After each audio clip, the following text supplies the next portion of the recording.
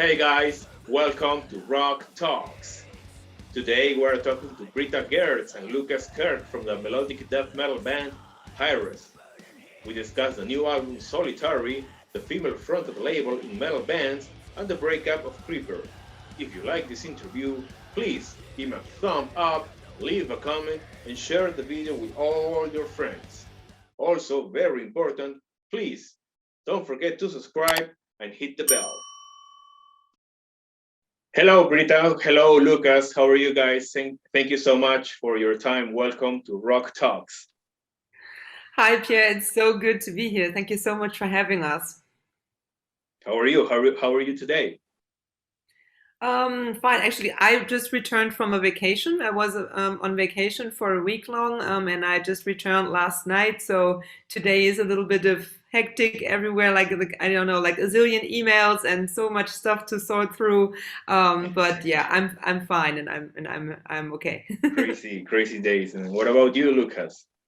Yeah, it's all fine. The sun is shining at the moment, and yeah, it's all good, all fine, all great. And yeah, we're looking forward to the interview. Lucky you, it's winter here, so it's kind of freezing, but it's okay. So let's start with the interview. Really simple question to begin with. What does the name of the band begin? Hiraes, right?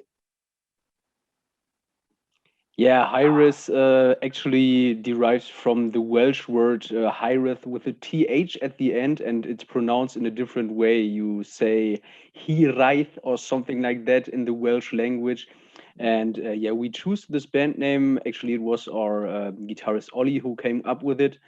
Yeah, we were looking for a unique band name with a strong meaning, and the meaning behind this original term is a yearning for lost places of the past that that might never have existed, or also the nostalgia for the past. And we thought that this is very much fitting our music that we are doing, because we also have melancholy in our songs and overall a gloomy atmosphere. And yeah, we thought that we might change it a bit to make it more unique. And so we put an S at the end and replaced this TH. And so, yeah, then we had Hiraes, and still we have this meaning of the name. And yeah, it just perfectly fits our music, I would say. Britta, what can you add to that? I'm really happy with the band name. For once, like it's short. I like short band names that don't have like like the more or less traditional three words with something. So that makes things way easier to like, and also from a visual perspective. I think, and I think that the name has something. I don't know, when you pronounce the word high res, it's room. It's a very airy name, and I like that because it feels like something that you can fill with a lot of content. So I really like that band name. So makes sense since this is a melodic death metal band, right? That kind of resembles these melancholic feelings, because of the music and the lyrics as well. So it matches the name of the band with the musical style that you develop. Yeah, exactly. And we wrote at least one song before we came up with the band name. I don't really remember, Lucas. Did we have more than one song before the band name came up? I think it was just one. I think it was, yeah, I think so too. Yeah. So yeah, yeah, we kind of felt the direction that we were going into, and then the band name was there. Of course, you play around with many names, and then you're like, I don't know, and then when the one word comes up, it's just yes, that's it, and then everyone felt great with it, and good gut feeling. All right. So you just put out your first album, right? Solitary. With not nuclear, Napalm Records. Sorry. So, of course, like I said, this is a melodic death metal band, but also, in my opinion, it shows some thrash metal influences in some solos, in some riffs here and there. So, how would you sell to the metalheads all over the world this new album, Solitary? Yeah, as as you said, it's a melodic death metal album, but there are many influences, and yeah, obviously you heard thrash metal, which is a nice thing, and of course, yeah, Ollie and me, or the guitarist and me, we did some solo action, some changing solos when I start, and then he continues, and then I'll be there again with a solo. And yeah, to sell it to the fans out there, yeah, if you're into bands like Amon Amarth or Insomnium or At the Gates, or in general Scandinavian melodic death metal bands, yeah, you really have to give it a listen, because it has so many different elements. We take all the elements from the different kinds of music we like, and that is not just melodic death metal, and merge them to a new mixture. Of course, we cannot reinvent melodic death metal, but we try to make it as good as possible. And yeah, this is what Hiraes mainly is about. We have melodies, we have melancholy, we have catchy hook lines in the songs, and really great overall atmosphere and orchestral arrangements. So we really have a lot to offer. It's just not just flat music. It's really open and really varied, and it's really a huge amount of musical elements, I would say, merged together in a new mixture. And what can you say about the vocal style, Britta, on this new album? Well, my specialty and where I feel most at home is harsh vocals. So you will hear a lot of shouts, screams, and growls on this album. I try to choose the singing strategy so that it would fit and complement the melodies and not work against it, but go with it. And I think, this is the most melodic environment that I've contributed vocals to, and I was a little bit, I don't want to say nervous, but excited to get this opportunity, and I just hope that I wouldn't mess it up. And I think that it worked out really well. Like I felt like I could go with the flow, just take the overall feel of the song and just add more of the same character to it. So yeah, you will definitely hear more like aggressive, intense vocals, and not so much or not at all any typical, clean vocal lines and stuff like that. This is not happening, at least not on this album. Mm-hmm. So you've been doing this for maybe 15 years already, in the metal scene. Yeah. Yeah, I think it's almost 18 years now. Mm-hmm. Mm-hmm. Shockingly. Well, that's great. You're lasting quite a few years, so congratulations for that. But my question is, since you've been doing this for that many years with Cripper and other bands, do you say that you are changing a little bit your vocal style for this new band, or you are keeping it real, let's say? I wouldn't say I changed my vocal style. I would say that I'm probably like you. I have the same ingredients, but I cook a different dish with it. So like I try to make the song the main effort and not have my vocals stand out necessarily. So I try to serve the song, and when the song is very melodic, I try to follow the melodies. And if you want to probably, for example, like my two active bands are Hiraes and Critical Mass, and in Critical Mass, I'm like 75% working with my low end and adding like the rest of like maybe the higher pitch stuff in it. And for Hiraes, it's more like 75% in the middle region, more like higher vocals, and then for adding like a little bit of salt and pepper to it, like I drop down to the low end. So I would say it balances out. Like this is all my voice, and I give like more like of the low end to Critical Mass and more like of the melodic end to Hiraes. So it's the same with the lyrics. Like the lyrical topics are also, I write the lyrics, but still like it's something completely that is separate. It just triggers a different thing. Mm-hmm. All right. Yeah, I realized about that vocal style on Critical Mass. I love that band as well. So what are your main influences as a singer for this particular band, Hiraes? To be honest, I haven't like I didn't do any research before I did that. As I said before, it's the most melodic environment that I've sung in, and I just tried to, you know, feel my own path into it. On the one hand, I am an experienced metal singer. On the other hand, I haven't laid down vocals for a melodic death metal track. And for an outside person, like, it doesn't probably make such a difference. But from writing and singing it, it feels a lot different. So I tried to find like my own way of adding to it, and I wasn't really looking so much at other bands when it comes like when it comes to that, especially since many melodic death metal bands experiment a lot with like clean singing and harsh vocals, like both mixed into the same song.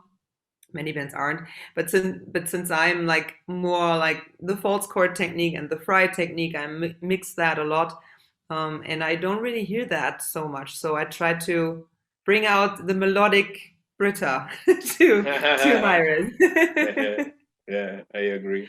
So, Lucas, since well, in my opinion, like I said, there is a mix between thrash metal and melodic death metal for Hiraes. Would you say is it easy or difficult to write song mixing these two genres, metal?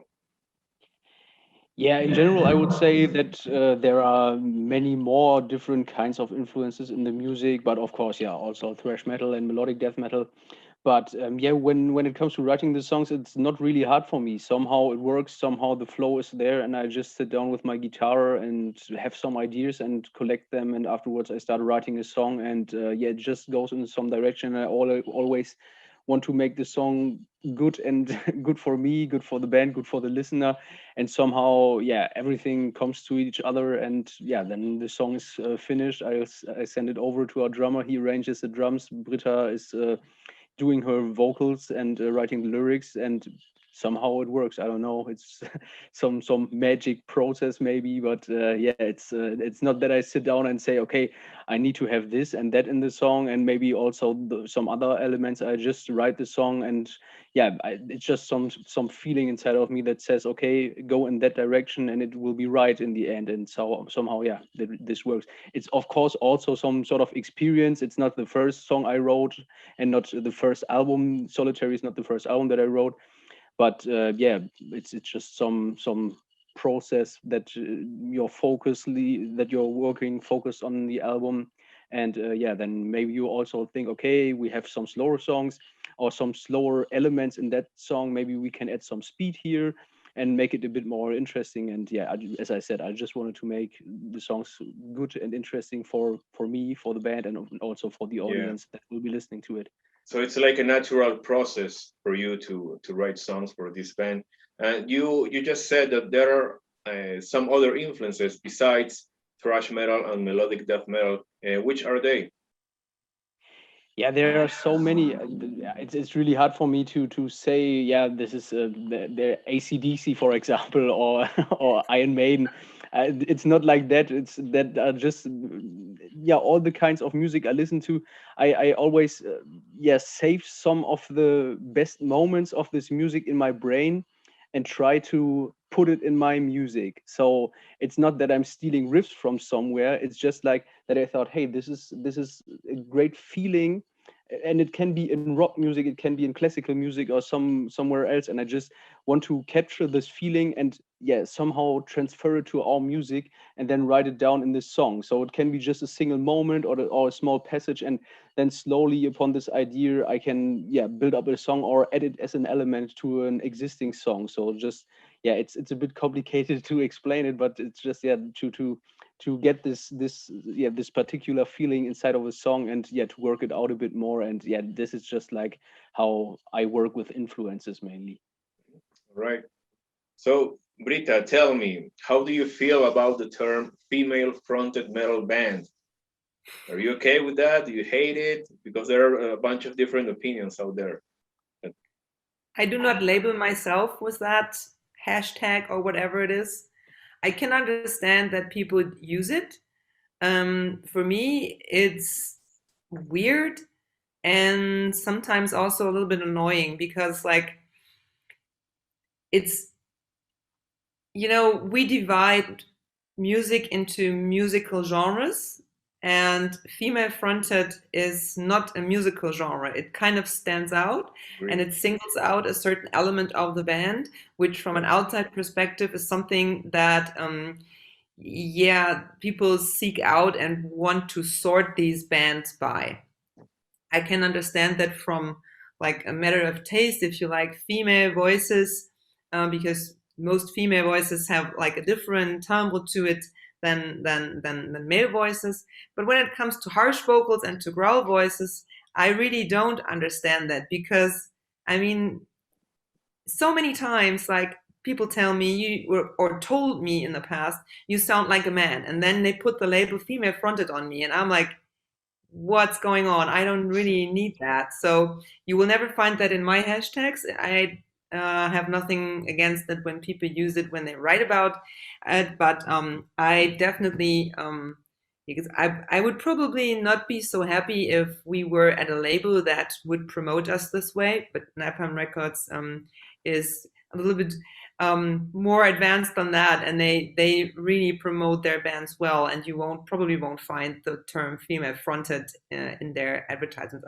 I'm not sure, but I haven't read it in the descriptions of all the bands with female singers. So yeah, it's somewhere between marketing and I don't know, a weird form of sexualization of bands that is, in my opinion, not necessary. Because I mean, I wake up as Britta every morning. I don't feel like a gender when I wake up. You know, I mean, like, do you feel like your masculinity when you wake up? It's kind of odd to do that. So yeah, I don't know. I have mixed feelings about that, to put it short. That's an interesting point of view, actually. So it's kind of like 50-50. Like you are kind of okay with that, but at the same time you don't like it that much. So, but some people are really against that. Like they really get upset when they hear that term. But I was like that. I was like that. I was like that because I have mainly found it that men were using it to seek out these bands and just more or less like look at them, and it felt like it was standing in the way of the work that I was doing. Like it felt like it was way more prominent that I'm a female singer than that I'm a hardworking singer. I'm maybe even like a decent or good singer, and that I am an experienced and creative singer. So it was always standing in the way of that. I'm like, forget my gender. Like I'm hardworking and I'm doing this for so many years, and please acknowledge that, dumbass. So, but then I talked to some girls who felt like this label female fronted was an empowering word and an empowering expression for them, because it helped them to find female idols, female person to you know, to look at, to read the lyrics and stuff like that. So I'm a little bit ambivalent about that. But if you look for how many times the term male fronted metal is used, for example, on Instagram, and female fronted, it's like almost non-existent. Yeah. So that's true. So yeah. All right. So a few months ago, I got the chance to interview Britta Amaral from Nervosa, right, and Diva Satanic as well. Yeah. One of the questions I asked them is, what other metal bands with women singing do you like? Do you admire? And one of the artists Britta mentioned was you. She said Britta. Yeah, and that's how we met, right, on Instagram. Yeah, I remember. So I'm gonna ask you the same question. What metal bands with women singing do you admire? Do you like? I must say that I really am a fan of Nervosa, and they have such a strong new lineup. Like Diva's voice is incredible, and it fits the music perfectly. So it really, like, I love the album a lot, and I listen to it a lot. And I also there is this band called Vexed with Megan Target singing, and she has like, it's very modern metal. I really like that. Like the whole band is awesome. Like everyone listen to Vexed. They are amazing.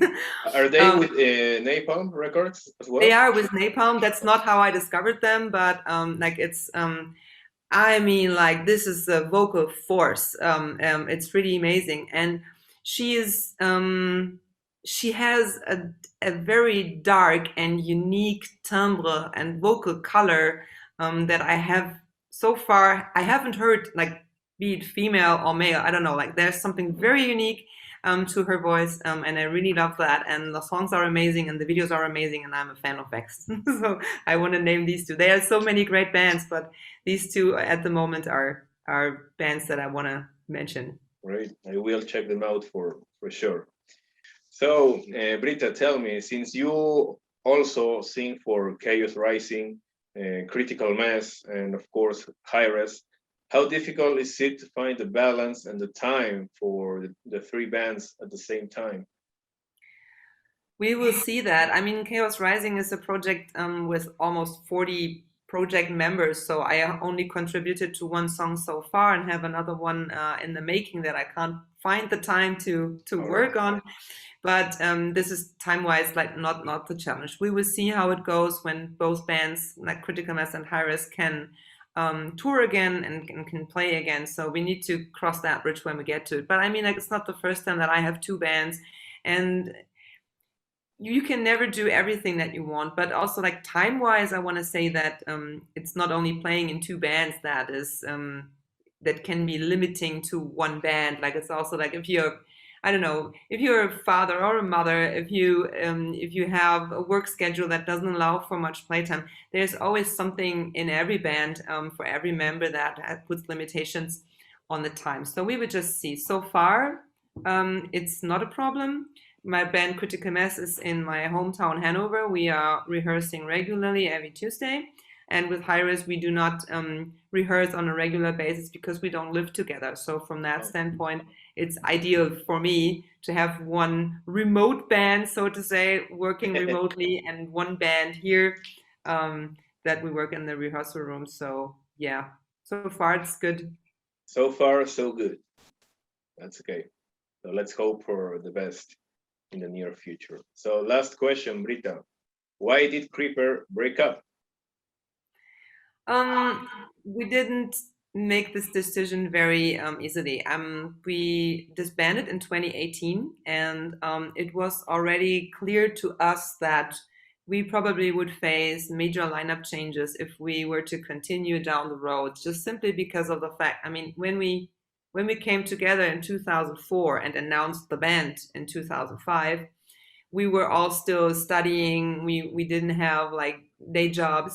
We were studying in university and whatnot, and no one had a family. So, and after a while, like, our lives, our personal lives evolved into different directions. We had people running their own companies, fathers of three. I do not have any kids. So then this makes for a very heterogeneous environment that you play in, that you cannot really fulfill anyone's dreams really anymore, because one wants to play all the time, one doesn't want to play, one wants to write all the time and release records, and the other one doesn't.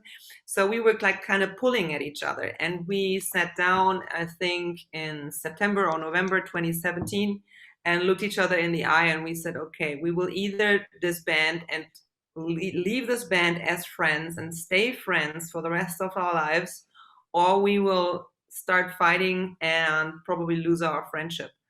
And so we started the band together, and we made the decision to end it together, with the result that we are all really good friends, and that we sometimes, our paths cross. I mean, like Jonathan, our guitarist in Cripper, was one of the camera guys who shot the Solitary video. So there's still a lot of connection going on, and we really embrace every moment that that we can spend time together. And I'm seeing Dennis, our drummer, on Wednesday. So that's great. So no drama, and you're still friends, and you're actually still working together. So helping each other. I mean, we cried so much together after we made the decision that we will not continue Cripper. before we even announced it, months before we announced it.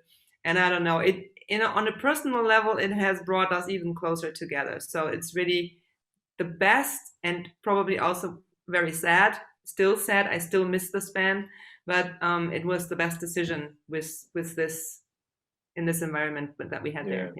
Yeah. Plus the music will live forever.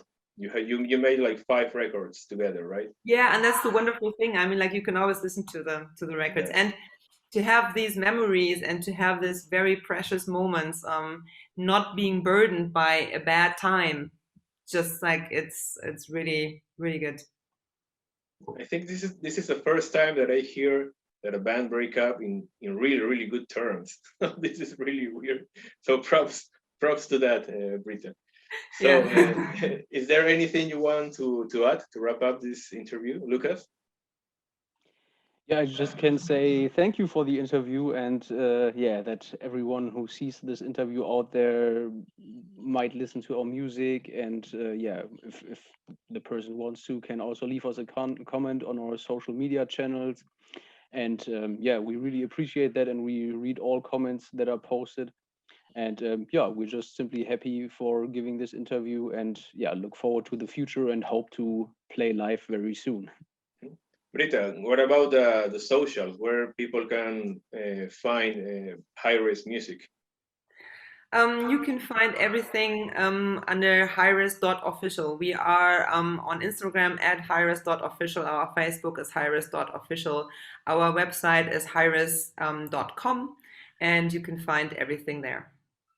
All right. Well, thank you so much for your time, guys. Once again, congratulations on the new album. Wish you the best for the upcoming tours, the shows in July, and keep up the good work. Thank you so much. Thanks so much for having us. Cheers. Bye-bye.